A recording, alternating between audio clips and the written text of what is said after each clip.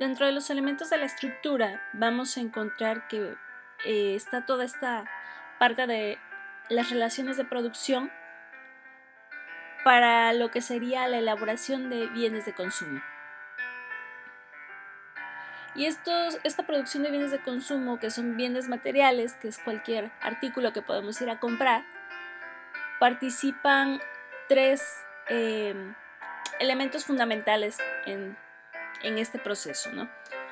Vemos aquí que nos habla de fuerza de trabajo, objeto de trabajo y medio de trabajo.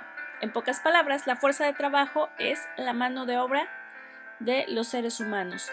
El objeto de trabajo va a ser la materia prima que se va a transformar y los medios de trabajo, los instrumentos que se van a utilizar para transformar esa materia prima a través de la fuerza de trabajo.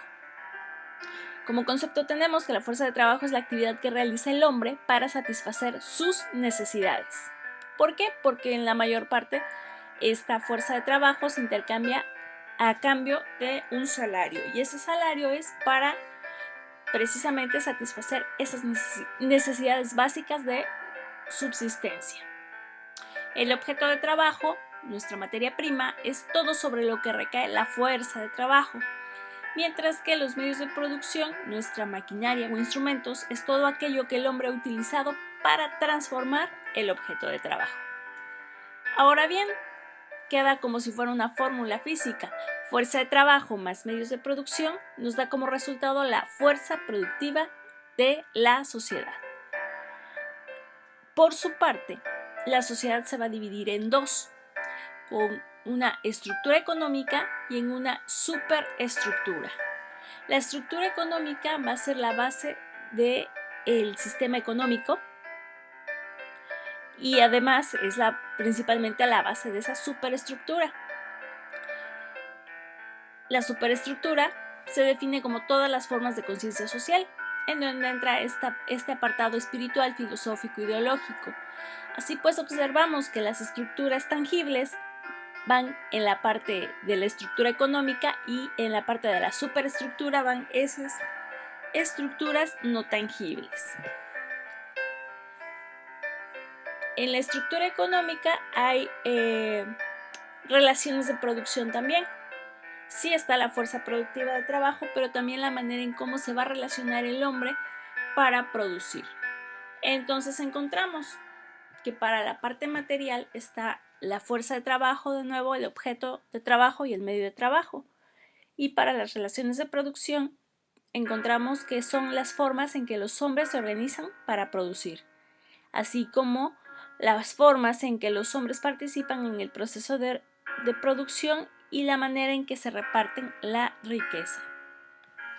Una vez que dijimos que las superestructuras son todas las formas de conciencia social, encontramos entonces la parte política y la parte ideológica. En la parte política tenemos las leyes, cuya función primordial es regular el orden de una sociedad. Los sindicatos salvaguardan lo que son los derechos laborales de sus agremiados. El Estado, pues, es la función gubernamental para dirigir las políticas públicas. Las organizaciones políticas vienen siendo lo que son los partidos políticos que participan en la toma de decisiones de las políticas públicas. Y las cárceles como los centros de reivindicación social, en donde, después de un proceso legal tras haber infringido una ley, reciben una sanción que es permanecer encerrados X número de tiempo para su reinserción en la sociedad. En la parte ideológica entran todas las diversas maneras de pensar y va más enfocado al estudio de las humanidades y de las ciencias sociales. Encontramos por eso el derecho, que pues precisamente va de la mano con las leyes. La filosofía, dándole respuestas al devenir del ser humano. La pedagogía, esa manera de enseñanza no solamente en la escuela, sino en cualquier ámbito. El arte como una manera de expresión del cuerpo, expresión del ser, de las emociones, de los sentimientos, haciendo que sus obras hablen por sí.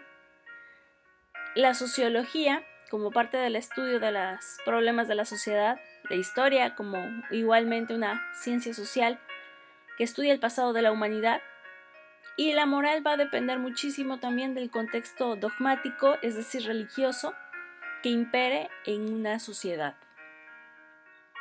Hablamos de normas de comportamiento, lo que está bien, lo que está mal. Tenemos entonces que todos los individuos que estamos dentro de una sociedad somos seres sociales, ya que formamos parte de ese grupo social y es la forma en la que el individuo determina su conciencia social. En términos marxistas, pues como sigue hablando de una lucha de clases, tenemos una burguesía que no es otra cosa más que, traducido en otros términos, lo equivalente a nuestros empresarios, toda aquella persona que está ofertando un empleo. Tiene una pequeña, mediana empresa o una empresa grande y está ofertando empleo, ¿no? Entonces hablamos de que es la clase dueña de los medios de producción y alquila la fuerza de trabajo a cambio de un salario. El proletariado, que sería los trabajadores, los obreros, el pueblo, es una clase que no posee medios de producción y se ve obligada a vender su fuerza de trabajo a cambio de un salario. Esa fuerza de trabajo puede ser no solamente física, sino también mental. Y prioritariamente se hablan de estos 4 tipos de burguesía y estos tipos de proletariado.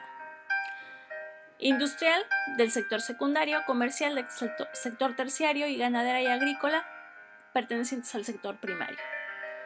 Obrero, del sector secundario, trabaja precisamente en esa industria, en esa fábrica. Campesino sin tierra, que trabaja en cualquiera de estos sectores del primario.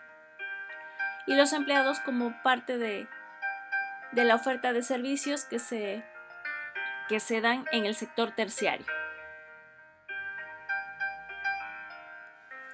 Se dice que la miseria de las masas, o sea, un amplio sector de la población, más la lucha de clases, han dado como resultado un elevado índice de pobreza y con ello algunos problemas como la destrucción ambiental, la contaminación industrial, que ambos lo hemos visto, con los problemas del calentamiento global. También hay fuertes tasas de desempleo y una fuerte caída de la producción. Dentro de las definiciones del papel que ocupa y los roles que tiene todo ser social, encontramos estatus, que se describe como la posición social que un individuo ocupa dentro de la sociedad, es decir, en dónde estoy parado, ¿no? Muchas veces, cuando están llenando una solicitud, algún formato, les dice soltero o casado, estudiante o trabajador. Entonces, esos son estatus. Es una posición dentro de la sociedad. Y ocupamos varias posiciones de acuerdo al lugar en el que nos estemos desarrollando o el grupo al que pertenezcamos.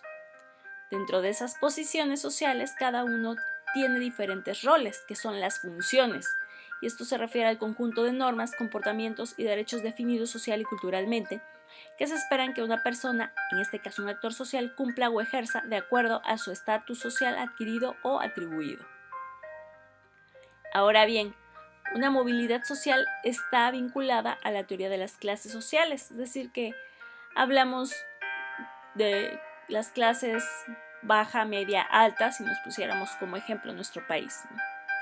Y consiste en los movimientos o desplazamientos que efectúan los individuos, las familias y los grupos dentro de un determinado nivel socioeconómico. Esos movimientos se pueden dar de manera horizontal o vertical, es decir, de manera vertical es ascendente hacia arriba o descendente hacia abajo. Ejemplo, una persona de clase media asciende a clase alta. O viceversa, descendente, una persona de clase alta desciende a la clase media. Cuando hablamos de una movilidad horizontal, es cuando se sigue en la misma clase social, pero se mejoran las condiciones laborales y las condiciones de vida, aunque sigan perteneciendo a la misma clase social. Esto en algunas ocasiones se da cuando son hijos de padres que no tuvieron una escolaridad más allá de bachillerato y que el hijo le pueden dar estudios universitarios, entonces cambian las condiciones laborales, sin embargo, siguen dentro de la misma clase social. La diferencia con un cambio social es que el cambio va más orientado hacia un grupo, hacia una sociedad, pues es una alteración apreciable de las estructuras ligadas a normas, valores y a los productos de las mismas. Prácticamente, recordemos que el término revolución es cambio, entonces esas revoluciones de ideas, revoluciones del pensamiento o incluso revoluciones armadas, movimientos sociales, han dado como resultado y consecuencia un cambio social.